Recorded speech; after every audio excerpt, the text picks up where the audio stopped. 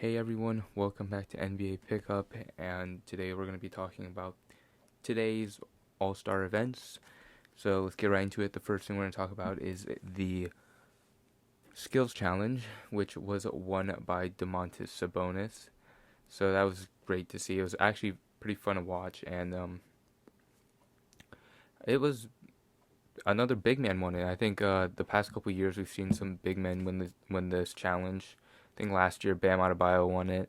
A couple years back Kristaps won it, and then Karl Anthony Towns won it back like in his rookie season or something like that. But I mean, I don't know. To me, it's honestly surprising when a guy like Luka Doncic or Chris Paul doesn't win this kind of challenge, because you would think that the hardest part of the challenge would be to get the ball, pass the ball into the target, and I mean, Sabonis hit it. Sabonis and Vucevic hit it like both of them hit it like first try, which was kind of impressive because they're both centers, so you don't really expect those type of guys to make those type of passes. But I mean, it was impressive either way. So shout out to Domantas Sabonis for winning that award. Next thing that happened today was the 3-point contest. Steph won that. I think in the first round he set a record for like 31 points or something like that. And I mean, it went down to the wire in the last round. I mean, Mike Conley that first round he was on fire, and then Steph he went and then he got 31. And then the second round comes around, Tatum puts up a stinker, but then Mike Conley he has like 28 or something like that. No, he had 27, and then Steph had to like make the last two shots in the final rack to win it. And what do you know? The greatest shooter of all time does it, and he just hits the shot. I mean, it was spectacular. I mean, I'm a Warriors fan, so I'm just gonna talk out of my butt for this because he's my guy. But yeah, that was fun to watch. Super intense at the end. So shout out to Steph. And then I think we're gonna talk about the dunk contest next, which I mean, to be honest with you, it was okay. I don't think it was bad as that year when Glenn Robinson won it or whatever it was, but like it it was it was okay.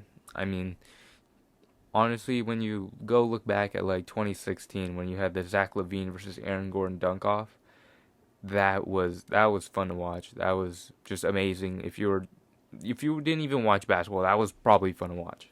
So that was cool, but today it was okay. I mean, you had Obi Toppin throwing the ball off the ground and stuff like that, and then Cassius Stanley, and the judging was still kind of off. I do like the thing how they, instead of having dunk offs, they kind of did the, you watch the two finalists do both of them do their dunks, and then you judge who won based off those dunks. Because last time, if you remember last year, Aaron Gordon dunked over a guy who was 7 foot 6, 7. I don't know how tall Taco Fall is, but he cleared Taco Fall, and he didn't win. I don't understand. So shout out to Dwayne Wade for existing, I guess, and selling Aaron Gordon. No shout out, but I'm gonna be talking about him anyways. To Kenny, the Jet Smith, you're annoying. Like, stop talking, please, because you're ruining the experience. I was so close to putting it on mute just so I could stop listening to your dumb voice. I could dunk on a 4 foot rim. That's a 50. That's a 50. Like, Jug, please shut your mouth. It's very annoying. I don't know how every single dunk, I could just, like, Gordon Hayward could do a tomahawk dunk, and that's a 50. So, yeah, so, Kenny, please stop talking. Anyways, next thing, the All-Star game. Before we get into the actual game, I do want to talk about I don't want to say it's controversial, but maybe it is, but, like, this morning, we found out that Ben Simmons and Joel Embiid were in that contact tracing thing where I think both of their like their personal barber or something like that got a positive test. So then Embiid and Simmons could not play today, so I it, it's um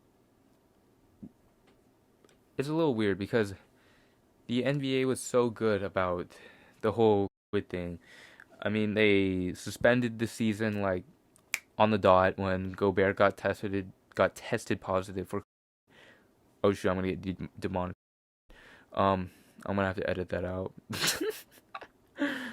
But yeah, and then when yeah, so they suspended the season, and then they had the bubble, which was good because there was like no positive tests, and there were just guys in a bubble playing basketball, and that was just great to watch, especially in the middle of a pandemic. So then when you go into this season, and then it seemed like the All-Star game was kind of forced because a lot of players didn't really seem too okay with it. You can see LeBron only played like 13 minutes tonight.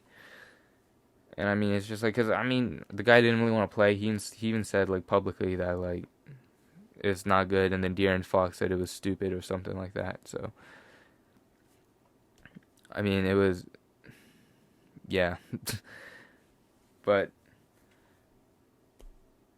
when two guys in the All Stars game get, not All Star game, but like when two All Stars get caught in the contact tracing, it's a little scary because you have all the, like, the world's best players basically all kind of trapped in a bubble where two guys might have. I just said it again. I'm gonna have to edit that out too. But yeah, when two guys test positive for it, then it's a little scary when everyone else there is risked. And then that puts a risk on other people because it's a big chain of events. Now you're risking you're the the coaches, the staff. Adam Silver is over there, and then now you're going out of your way. Now other guys might have the thing, and then it's just not good for the league as a whole. So that was a little scary this morning. So just wanted to talk about that. But now into the actual game. I mean, Team LeBron kind of dominated for the most part, to be honest, and like it was fun to watch. Definitely at the end of the first half, seeing Steph, Dame, Chris Paul all catch lobs and dunk the ball, and then Steph and Dame hit their half court shots, and Dame hit the half court shot at the end of the game to win. So it was definitely a fun All Star game watch. I didn't watch last year's All Star game with this same format because I was in Disneyland, big chillin'. So this was my first time watching the whole like tribute to Kobe Bryant with the 24-point quarter at the end. So I like the format, to be honest. I just think it's yeah, once if a team like Team LeBron was up, how about like 25 points or something at the end of the third, Team Durant gonna come back. So there's that. But I mean, just to talk about some of the things I saw today. I mean, Giannis, he had 3 threes. He had like 2 threes that banked in. So shout out to that. And I mean, he just dunked the ball every single time. I don't think there's a stat to show how many dunks he had, but I bet you all 13 shots that were not 3-pointers were dunks. I'll tell you that. And I mean, like I said, Steph and Dame, they were on fire from three. Dame hitting his half-court shots was definitely something worth to see. And honestly, it's like, it's kind of crazy to think that like maybe in 10 years from now, that Dame range and Steph range is just going to be the norm. Like, people are just going to casually pull up 5 feet behind the 3-point arc. Like, the hash mark is just going to be like a norm. Like, people, you're like, oh yeah, you just shot it from the hash mark. Yeah, that, and it went in. That's cool. Like, that's honestly how the trend of the league is going, which is kind of insane. I don't really know how I feel about it, that people are going to be able to, like, almost everyone's going to be able to shoot like that. Because it's special. It's special to watch like guys like Steph and Dame to shoot from that range, because there's only there's just a small percentage of guys who can hit that shot on a consistent basis. And it seems like that maybe a lot of people are gonna be able to hit that shot, which is kind of crazy. So, just looking at some of the other things from this game, I mean, Chris Paul, distributing the ball, point guard, 16 assists. I mean, that's pretty cool. Some other guys, Jaylen Brown actually was pretty good. He hit his threes, didn't hit him in the 3-point shootout, but he hit him here. Paul George was hitting some threes, and I mean, it was pretty fun to watch. These guys, and like I said earlier, LeBron only played 13 minutes. I don't think he played the second half at all, which is fine. He let other guys play, which is always cool and nice of him. If we go to Team Durant, nothing too out of the ordinary here. I mean, you got the guys like Harden, Tatum, Beal, Kyrie all getting their whatever. And Zion, he missed like 4 dunks. So otherwise he would have been like Giannis and went perfect from the field. Just looking at this, I mean, to be honest, Team Durant was outmatched. This was before Durant and Embiid were out. And Booker's, I mean, to be honest, we all kind of saw the starting lineups and we were like, yeah, Team LeBron's going to win this. So, yeah. I mean, something I got to give credit to the NBA too, although this was a little weird with the whole Embiid and Simmons situation this morning. They did raise a lot of money for charity, which is always nice to see, especially in the middle of a pandemic. The NBA trying to give some money to people who need it and the people in need, so that's really cool. So yeah, shout out to the NBA for doing that. And